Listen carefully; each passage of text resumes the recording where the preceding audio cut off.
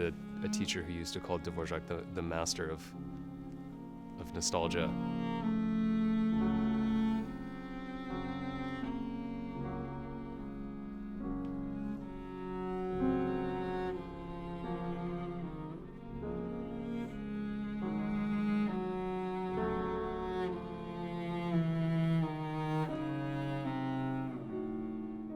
So I found out that I was going to be an Avery Fisher Career Grant recipient.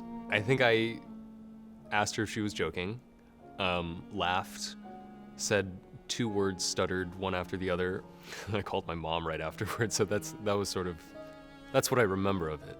The Avery Fisher Career Grant comes with $25,000, and I think it's interesting because everybody who receives this is in a different point in their careers, and so I'm sort of just thinking as someone who's 27, what are some things that I'd love to do that I haven't had the chance to do yet, one of which is recording an album. This is funny saying this on camera because if this plan doesn't pan out, then then it'll be really funny.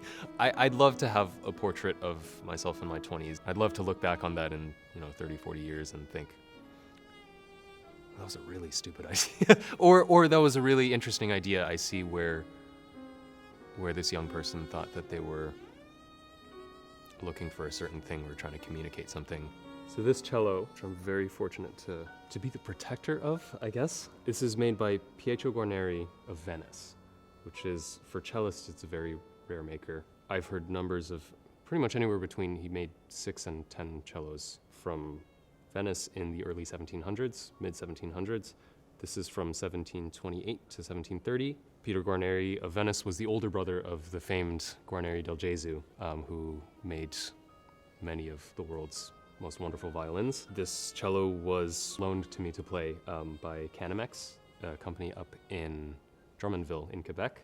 I'm not necessarily the right historian, but this is interesting to me so the violin was sort of maybe perfected in Cremona. And at the time that the Stradivarius family was sort of at their peak and maybe had a stranglehold on violin making in Cremona, Pietro Guarneri decided to take a gamble and leave Cremona, where his family was, and go to Venice. And Venice is sort of where the cello came into its perfect form, with makers like Matteo Gafriller, Montagnana, and Peter of Venice is sort of this remarkable blend between Cremona, which had this, almost like it was like the sound comes down to you on a platter from above. Whereas Venetian instruments, to me, the cellos especially, kind of have, it's like a steak with just a lot of fat, and a lot of, they're rich and they're earthy and they're deep and sort of bottomless.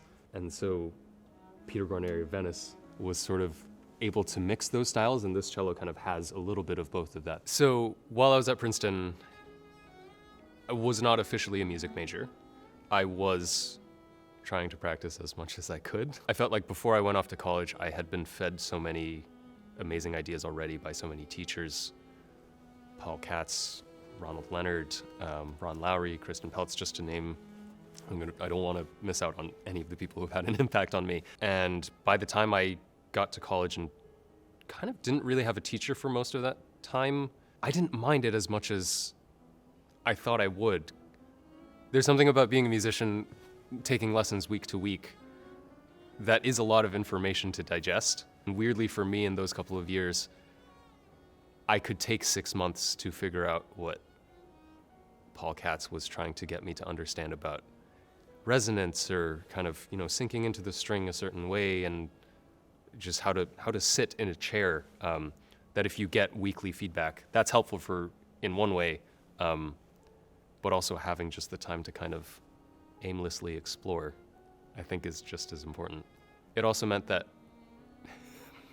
by the time I went back to music school for my master's and postgraduate, I felt like I was a really bad student. Because I was so used to doing things my way, I really had to figure out how to take feedback again.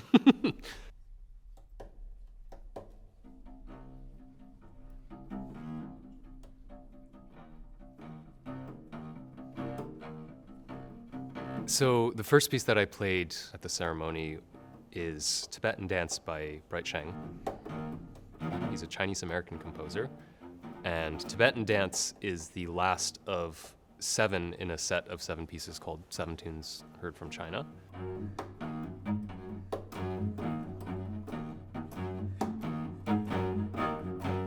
My understanding is that Bright Sheng was sort of an ethnomusicologist, and he was traveling around China, different provinces, recording, gathering the music of folk people. It's so funny to look at his musical notation on the page and the way that he ties it into, I guess, standard Western classical music notation, because it looks very cerebral, and it felt very cerebral to learn. He's a very detailed, very specific composer, but the more that I got to play the full set, including Tibetan Dance, the more I realized that coming out the other end means finding a certain freedom and a certain way of existing with a piece that feels like it's not notated.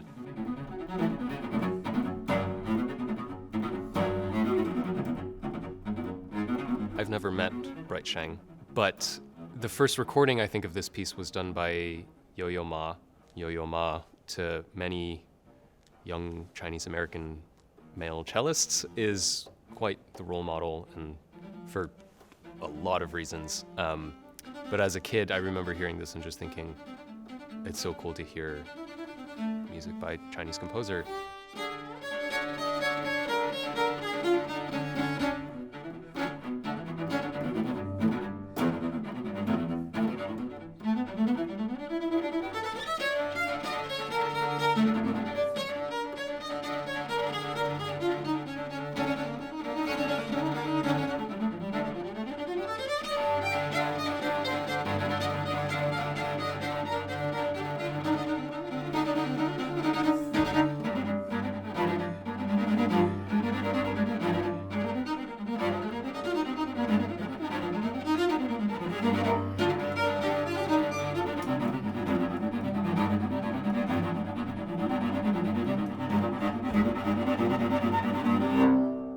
So the second piece that I played at the ceremony was commonly known as Silent Woods by Antonin Dvorak. It's known as Silent Woods, which I believe is a translation of the German Waldesruhe, which is the publisher's title for the piece from a larger set, which was called From the Bohemian Forest. I do not know if Dvorak suggested the title if someone else did, or if the title came later. My understanding is that Dvorak's original title in Czech was Klid, which means peace. Peace and Silent Woods, they coexist. Poets might argue that they are slightly different things. I grew up knowing it as Silent Woods and always kind of had a certain imagery to it. In the case of Silent Woods, there is always sort of a steady heartbeat provided by one of the two instruments, and then we call them offbeats, but between those beats, provided by the other player. That composite effect, whether it's a heartbeat, whether it's the beating of time, the swaying of trees in nature,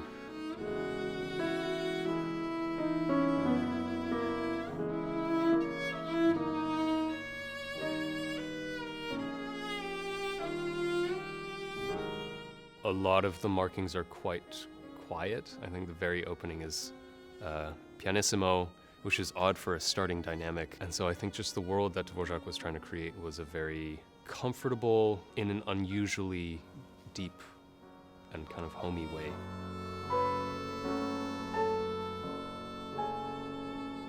I had a teacher who used to call Dvorak the master of nostalgia. A lot of the music that he writes is about love for his homeland and kind of everything that it symbolizes. When I got to know this piece as a kid, it was something that I would just put on the radio a lot and kind of either lie on the floor or lie in my bed and just like stare up at the ceiling and process emotion as a teenage boy for the first time, whether I was in love, whether I missed some friends, whether I was just really tired and needed to feel something else, that piece stuck with me a lot as a kid.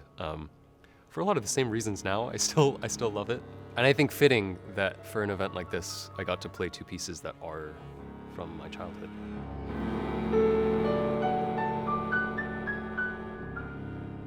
I was lucky to be on a youth orchestra tour in 2015, sort of in a couple different countries in Europe. We made a stop in Berlin, and a youth orchestra of 120 kids got to sit with Simon Rattle and kind of just ask him questions about music, about life, about what it's like to be the music director of the Berlin Phil. And one person asked him what his advice to young musicians is, and Simon Rattle attributed this story to Brahms. Brahms's advice to any student was practice one less hour every day and read one more good book, because music is about life and not the other way around. I would have been, 17 at the time? I didn't really know what it meant. It's been 10 years. I have a slightly better idea of what it means, but I've got the next, again, 50 years to maybe figure out what exactly that means. My current thinking is that as musicians who play pieces by all different kinds of people from all different points in history, from all different places, with all different kinds of people on stage with us, every moment on stage has an opportunity to communicate a different story. And there's only so much you can learn about what that story or what that moment can mean with an instrument in your hands in a practice room.